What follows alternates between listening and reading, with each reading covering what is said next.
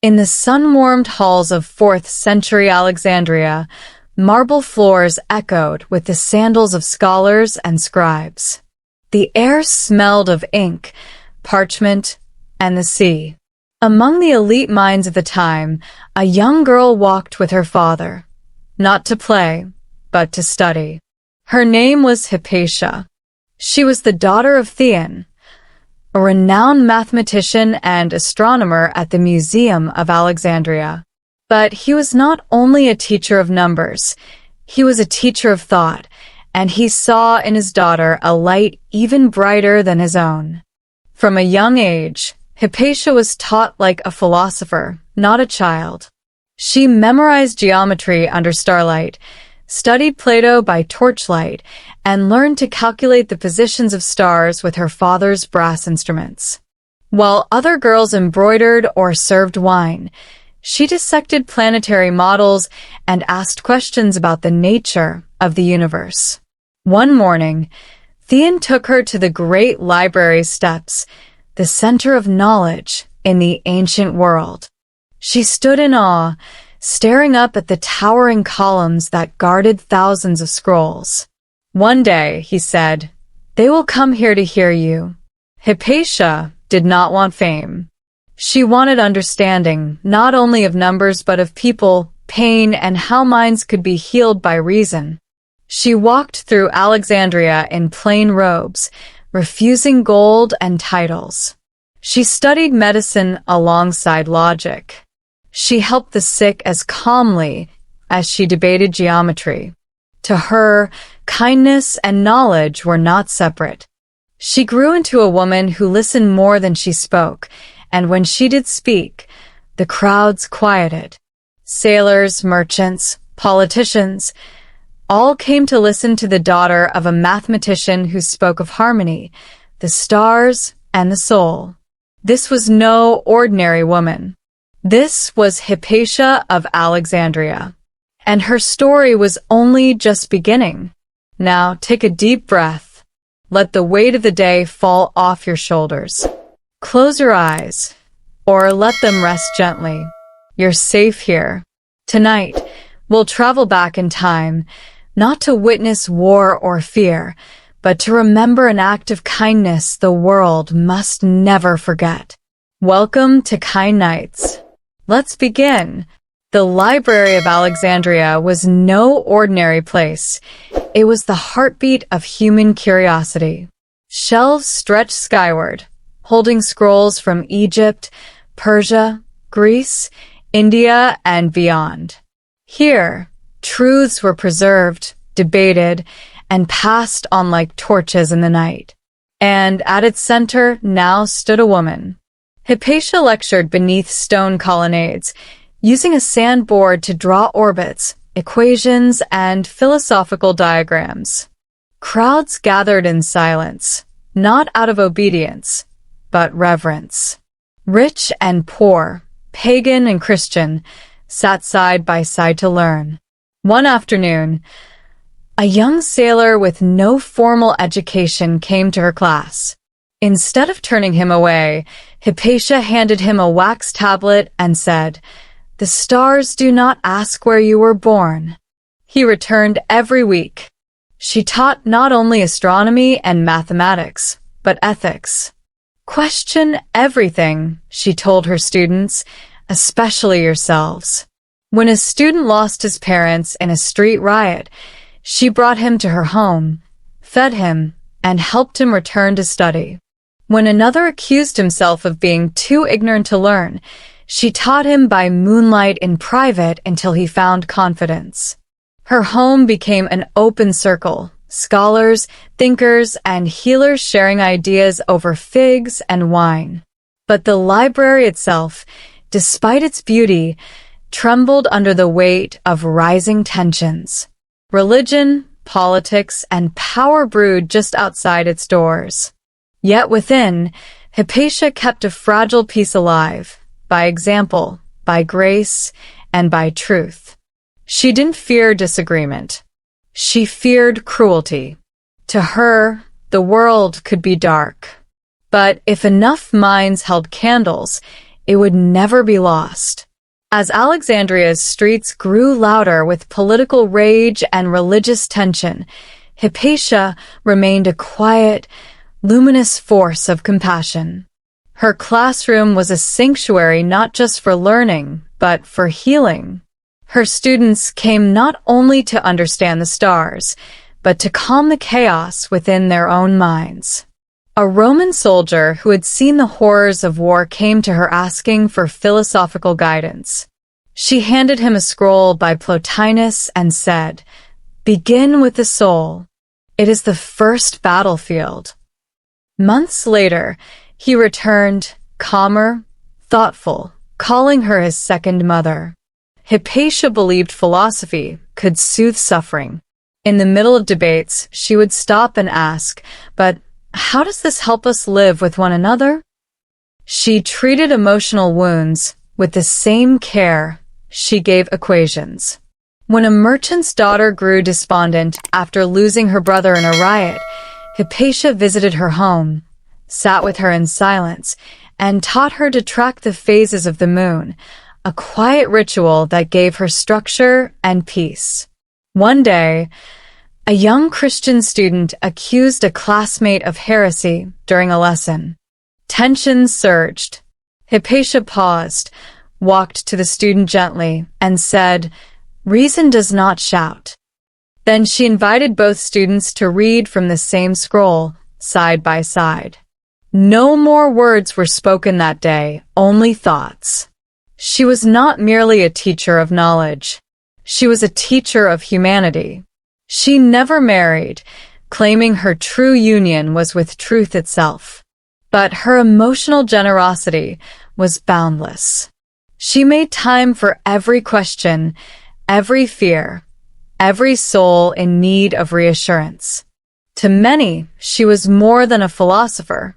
She was a healer of the spirit, a quiet architect of understanding in a world growing brittle with division.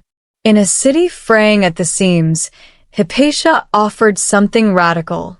Not conversion, not victory, but comfort through reason, empathy, and peace. By the early 400s, Alexandria was a city of beauty wrapped in chaos. Once a beacon of knowledge and trade, it had become a cauldron of political unrest and religious upheaval. Christianity had risen from the shadows into power, reshaping the empire. Pagan temples were being shut down or torn apart. Jewish communities, long a vital part of Alexandria, were increasingly caught in the crossfire. Fanatics clashed in the streets, not just with fists and stones, but with words sharpened by fear.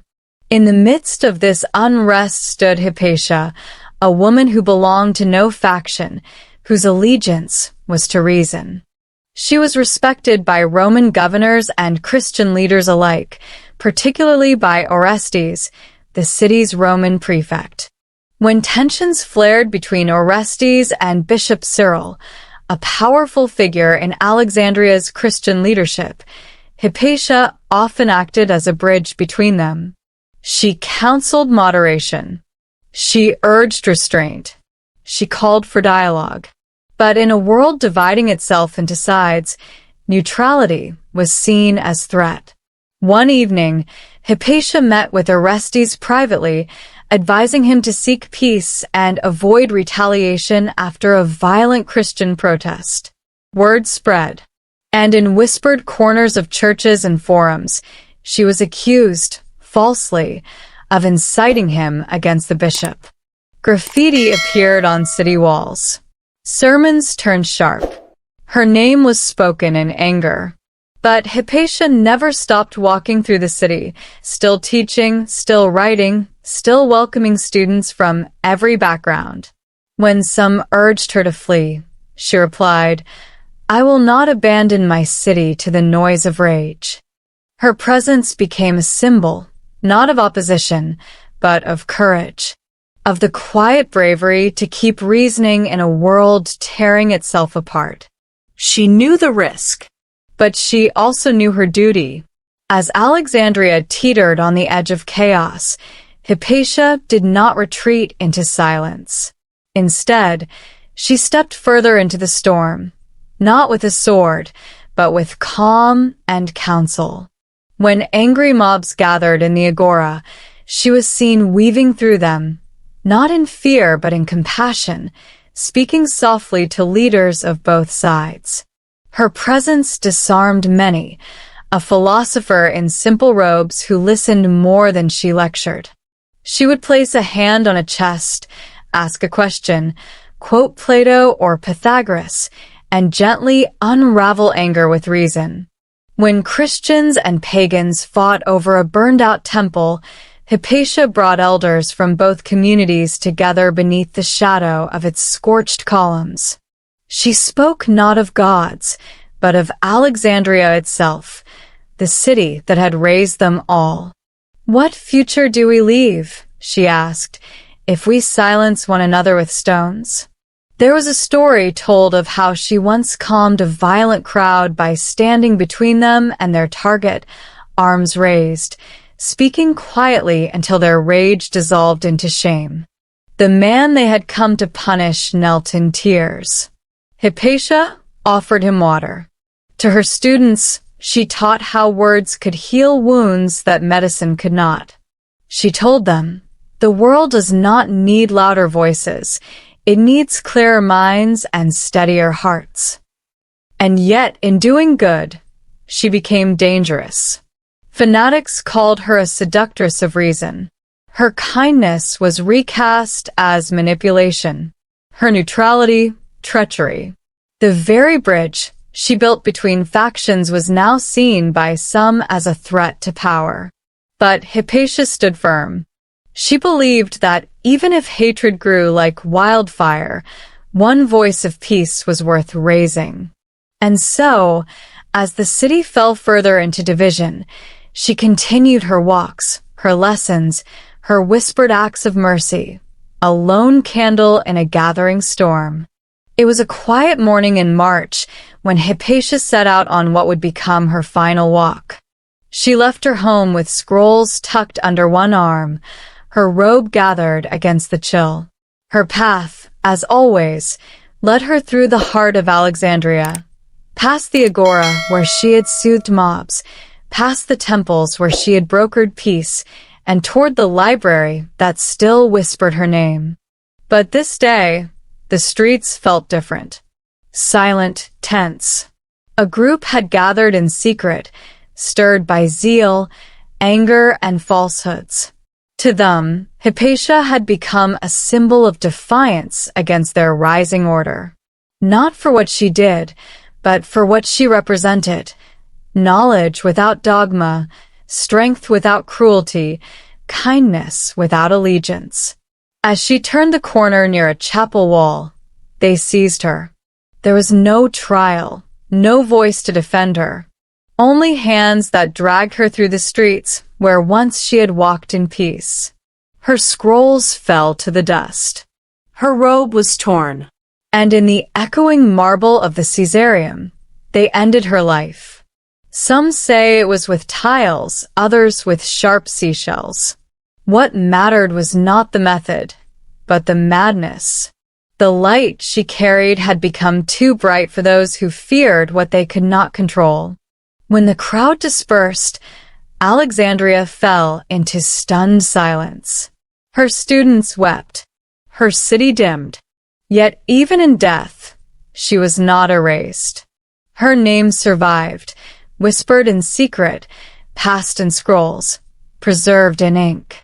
And her legacy endured not through revenge, but remembrance. Because kindness, once lived fully, becomes unkillable.